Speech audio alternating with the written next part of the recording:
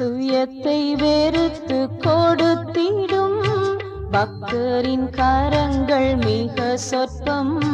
இயேசுவுக்காக கொடுப்பாயா, பரலோகத்தில் சேர்த்து வைப்பாய்.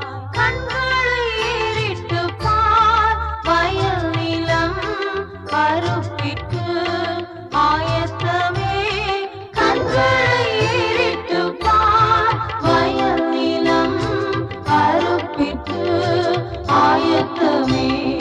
அறுப்பு மிகுதி ஆட்கள் இல்லை, ஆள் இருந்தாலும் அனல் இல்லை. கலங்கும் கண்களில் கண்ணீரோடு மன்னவன் இயேசு ஏங்குகின்றார்.